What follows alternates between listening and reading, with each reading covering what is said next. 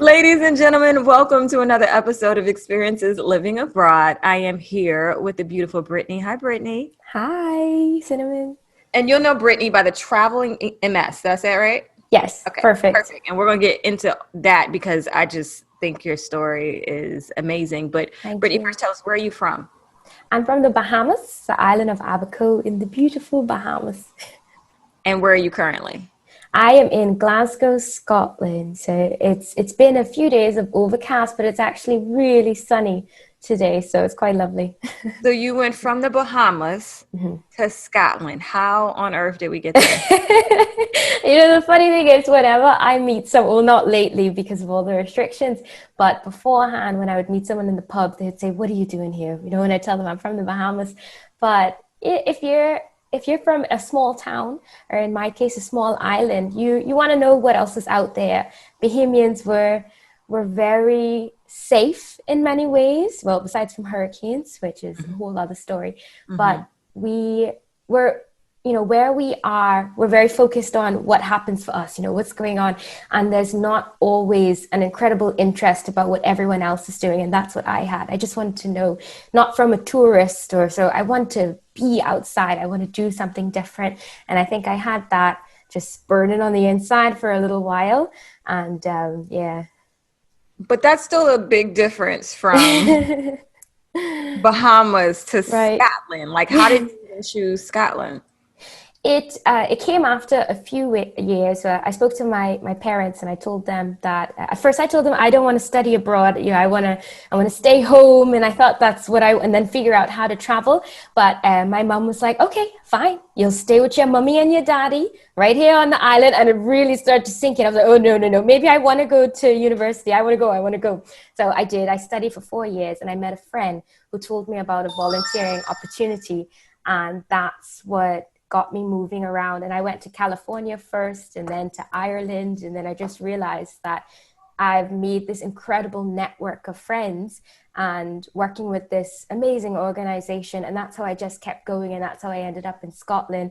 Then I wanted to do something different. And I was studying this year. Mm-hmm. And so, what was the organization that you were with that allowed you to travel and It's called, volunteer? oh, sure. It's called Camp Hill Communities. They work with children and adults with additional support needs.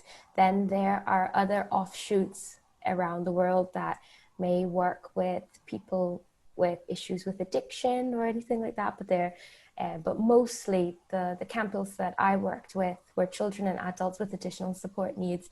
I worked on as a volunteer and also as a house manager eventually, and it was incredible. Like, my friend described it to me beforehand in California, and I didn't even believe it. I said, "There's no way, there's no way something so magical, so wonderful exists." And sure enough, I went there, and we gardened, and we went to the beach and surfing with the residents who were there, and it was an incredible experience. And I wanted more. And I met a couch surfer. It really just kept snowballing. When you say yes to certain Hmm. opportunities, it just keeps going and going. And there was this couch surfer, and she was camping at the place that I was working at. She told me about Camp Hill in Ireland. She said, "Oh yeah, my mom works there. I'll give you her email and her number." And I was, what? And so I contacted them, had a wonderful conversation with them, and then I went from California to Ireland and just kept going from there. And what was the attraction to Ireland? Ireland, I always wanted to go to Europe, never Hmm. really knew how, or excuse me, at that stage I wasn't even sure if I was brave enough to figure out how to. The bravery came later, I assure you. It was definitely a lot more just idealistic at that point. But I'd always heard great things, that it was just the greenest grass you'd ever see, and that the people were lovely, and this or that. And yeah, it proved to be all of those things. And how long have you been there? I was in Ireland just under a year because I found out that one of the residents I was working with in California was coming close to the end of his life, and I was one of his caregivers, and I couldn't be so far away knowing that that's the stage of his life he was in. So I was probably in Ireland, I think, for 9 or 10 months, I think, Hmm. and then I came back to California for a couple of Hmm. years. And so when you went to California for a couple years, you left the US again. And Yeah. what prompted that move? Well, the organization that I work for, it has this amazing story. I believe, and I'm probably going to get the dates wrong, but there were some educators and socialites from Austria at the time, and many of them were Jewish. They were all trying to get out of the area, and they were working with students that had additional support needs. And they really recognized the need to protect these children and protect themselves. And that's what prompted them to start the organization. And I believe the story goes that they tried for Ireland, but that didn't work. You know, everyone knew it was a Mm, risk mhm, accepting all of these individuals. And then they tried in Scotland, and that worked. So that was where it was found, in Aberdeen.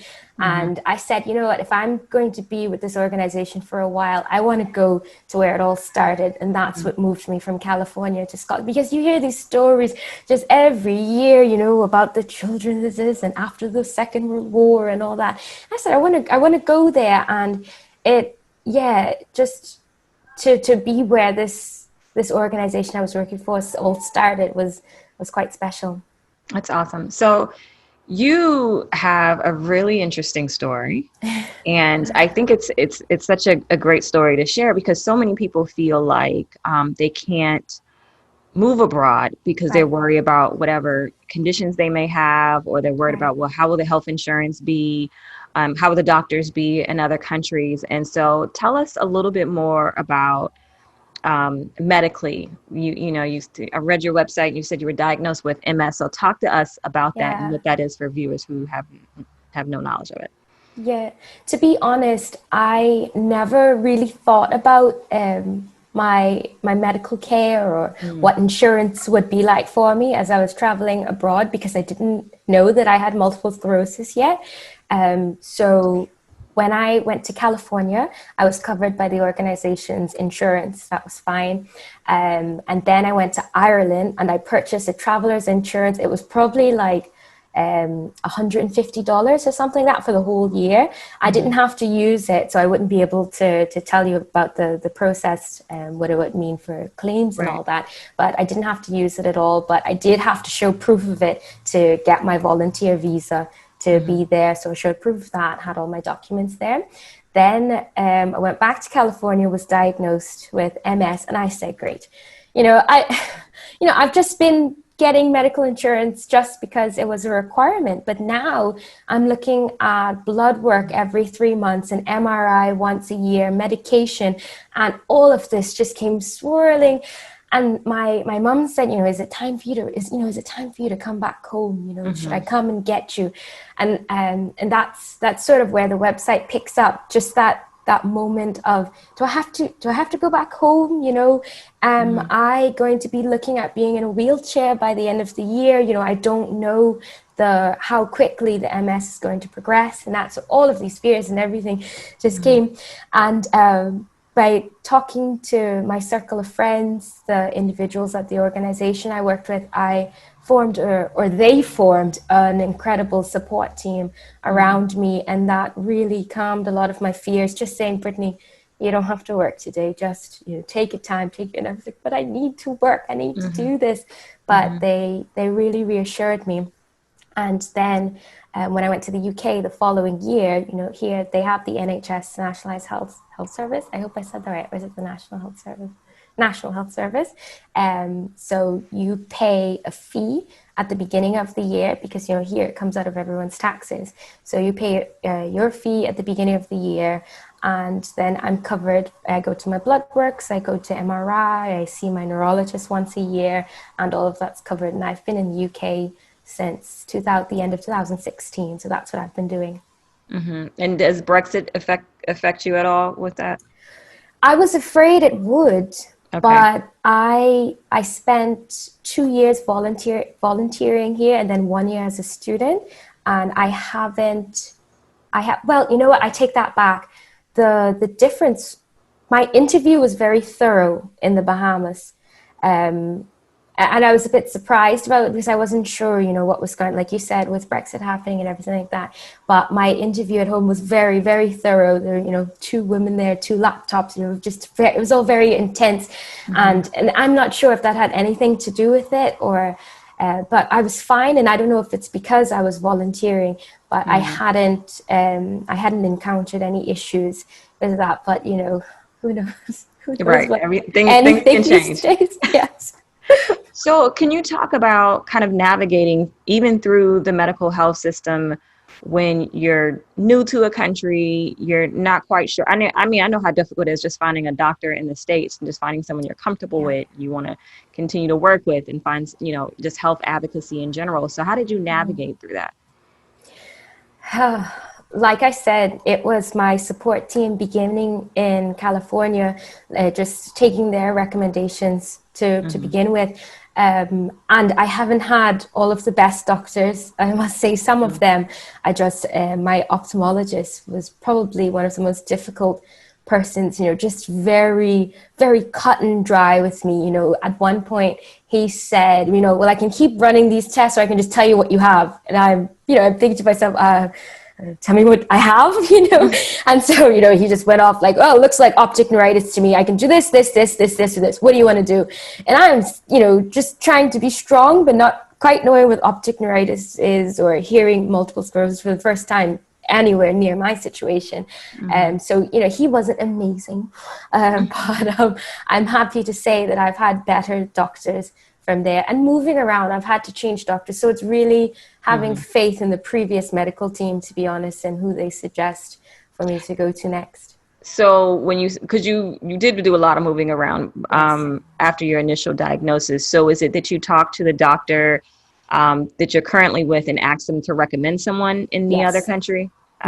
Yeah. From Gotcha. California, I had my doctor there. She made a recommendation for me, and she also told me that where I was going in Aberdeen, it's a bit more north, so they do have a lot of cases of multiple sclerosis there, which is just incredible thinking about now because when I was first being seen by doctors, they said, "Oh, where are you from?" I said, "The Bahamas." They said, "Well, it's not very typical for someone from the Bahamas to have something like this. It's usually more northern, colder climate." So that was a shock in itself. And you end up finding out later that it is in your family. Yes. I asked my grandmother about it before, and she said, "Well, no, we don't, really. I don't really know anybody in the family that does have it." And then I think the following year, I went back home, and she said, "You know what? Now that I think about it, there may have been an aunt or a cousin or a great aunt who had it." And I said, "Oh, what's her name? Can you let me know?" And she said, "Oh, she died." And I was like, what? Not what I want to hear at the beginning Right, of my MS journey. So I right. think for me and my family, it's also navigating what is MS and because they see me and I look quite healthy and all that, and that's why I was so confused too when I was diagnosed, because I told them, I've never had health issues. It was often my older sister or something like that. So it was, just I still can't believe it sometimes. And so since you've moved, do you have any recommendations for those individuals who may be on a solo journey and may have a severe medical issue, how to go about, because you didn't just go home, you very well could have Right. done that. Could have, yes. And like kind of some advice that when this type of thing pops up and you may not have the support, do you have any recommendations as to kind of how to navigate? I would say take a moment to pause because it's quite overwhelming to think that you've been one way for most of your life, only to know that in my case with MS, that I'd had lesions in my brain that I had I had no idea about, things that happened in my childhood I couldn't explain. So I would definitely say take a moment, begin to process it and realize that it is something very big that's happening to you, And I know you mentioned maybe it's someone on a solo journey, but if they have someone that they can confide in, a relative, a friend, a fellow traveler, someone they've met Mm-hmm. along the way, just to talk that through and then plan, because it certainly has required planning. From California, I contacted NHS here. I wanted to know, what are all the requirements? What do I need? What's covered? What's not covered? And I needed to know everything. Can I call? And oh God, I think they just hated me. They stopped replying to my emails after I had a doctor I was in contact with. I was very happy to meet him. I said, you stopped replying to my emails, by the way, I needed you then. But I found my answers out, yeah, in other ways. But I would say do that research. Beforehand, I would just leave everything so open. Where do I want to go? Where do I want to be? Who am I? But now I have to think, am I covered? How do I get insurance? Even if I go back home, what's the stages? What will I have to do? So I would say pause. You can, it's possible to still do it. It might not be exactly the way that you originally thought it would work out, but do your research and then go for it. Mm-hmm. And so what made you stay? I mean, because you could have went back to the comfort of, your friends and family. Yeah. What made you say, no, I'm not, I'm gonna stay out here? I love travel. Wow. I love the adrenaline of landing in a new place, not knowing a language, not knowing what this particular food group tastes like. I love that, and I'm passionate about it. I I've had a really good experience in the UK, Mm-hmm. and I think, well, for everyone, that's what makes this summer so much more disappointing, because when you're on a visa, Mm-hmm. you're really trying to get your money's worth Right, right, out of it. And right. I've made the joke that I want these months back on my visa, but everyone is struggling. Everyone is struggling, and some far more than others. Absolutely. And so in all my little selfish grievances, that's so I have to remember the safety is priority right now. But yeah. And so when it came to visas and that type of thing, are you on a work visa or Right volunteer now, visa? oh, I Okay. wish I was on a work visa. Oh my goodness. But maybe with Brexit and everything, that might be a little bit more difficult. But no, I'm on a student visa. Okay. Okay. Yeah. Yeah. And so how did you go through the process of navigating what you need to do? I I'd had experience with volunteer visas, because Mm-hmm. the one in Ireland was actually very simple. I don't know if it's still that way, because I went to Ireland in 2013. You basically you turn up, and they'll stamp your passport. Then I believe within 30 days, I could be wrong with that, you have to go to the Garda station, the police station there, and you have to Mm-hmm. register yourself with your insurance and everything like that. And the organization I worked for paid for that visa, so that was very straightforward. The UK visa, now, that was a lot more paperwork. You have to go get your biometrics done. You have to fill out forms online and send that all off with your passport, and wait in the fees and all that.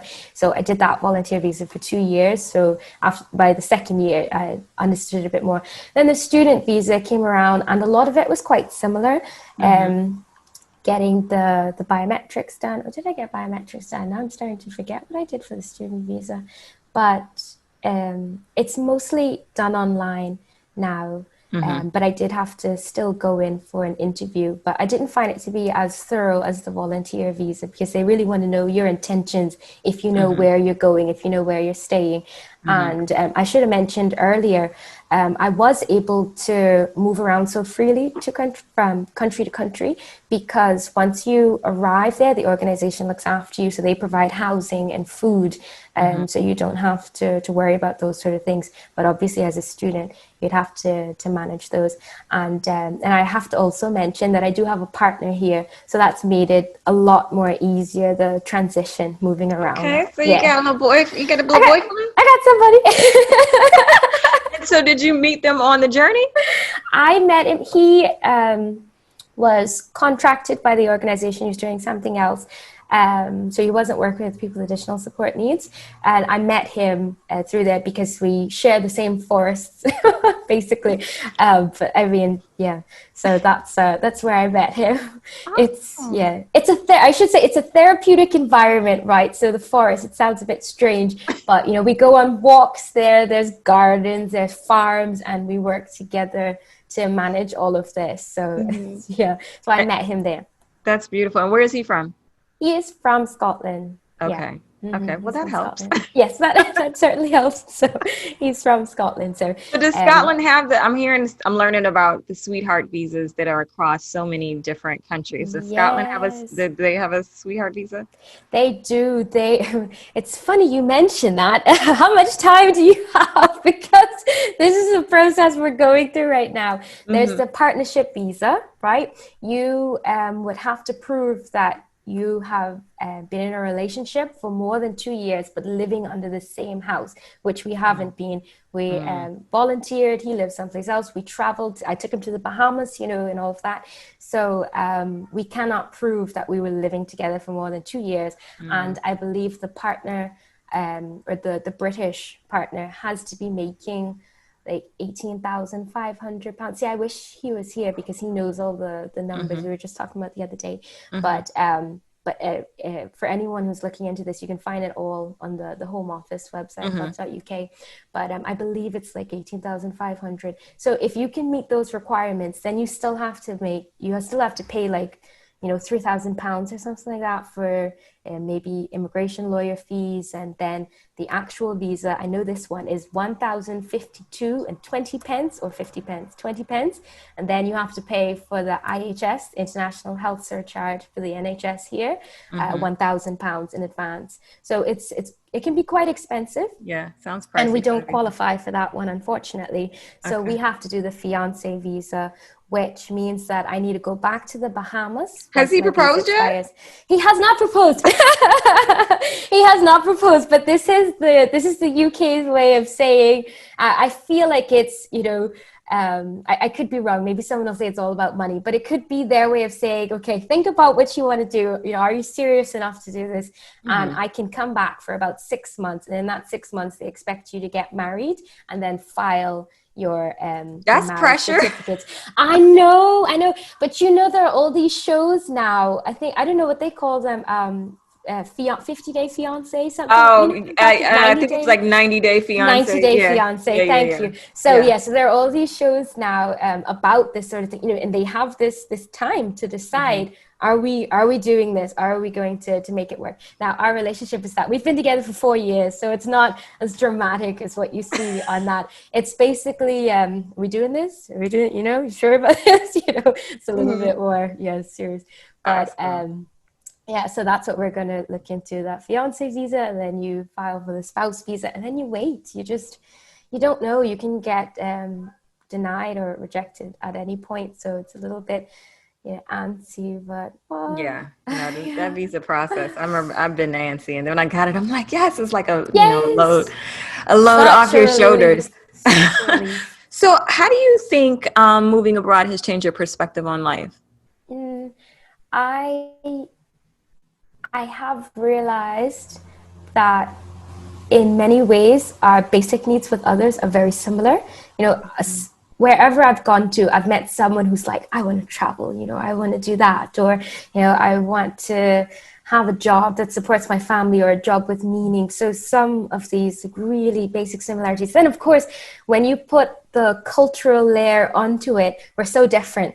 So Hmm. different, in very, very many ways, and I like that. I like that difference. I celebrate that difference, and that curiosity as well, Hmm. because I get to talk to people about what it means to be Bahamian, and they get to talk to me about what it means to be Scottish, or what it means to be Czech, and I really appreciate Hmm. that info, because it's different from just reading it online. When Hmm. you get to talk to someone, have a drink with them, it sounds so romantic, but I mean it. I love it so much. Oh, I love that. What advice do you have for people who are considering moving abroad?